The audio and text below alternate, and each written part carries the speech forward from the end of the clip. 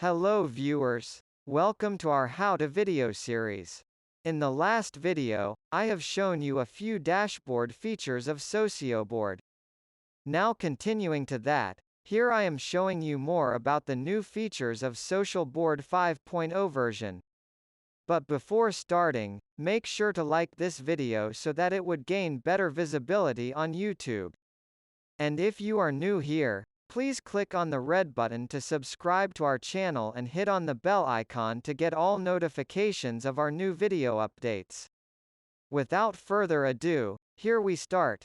As you can see in the dashboard, if you scroll down, there you have the top 5 RSS shown on your screen. Besides the home, go to the Discovery, click on the Automated RSS feed and select RSS feed. In the RSS feed section, here you have the top news URLs based on what search is done by the user. Suppose here I have searched for an RSS link to find what's the most trending news on that particular platform. Here you can simply click on a news item to share it on your Twitter or Facebook profile. Go back to your dashboard and scroll down. You would find the top 5 RSS searches.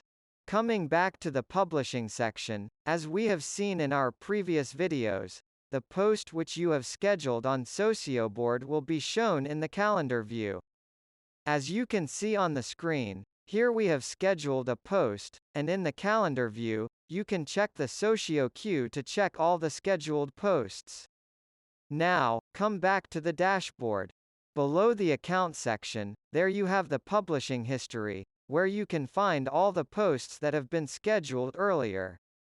There on the top you also have the option to switch with a day or night mode view.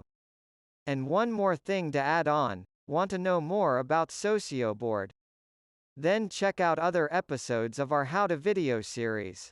Tell me about your opinions, suggestions, or queries in the comment section given below. Also, click on like, share this video, subscribe to our channel and hit on the bell icon to get all notifications of our new video updates. See you in the next video.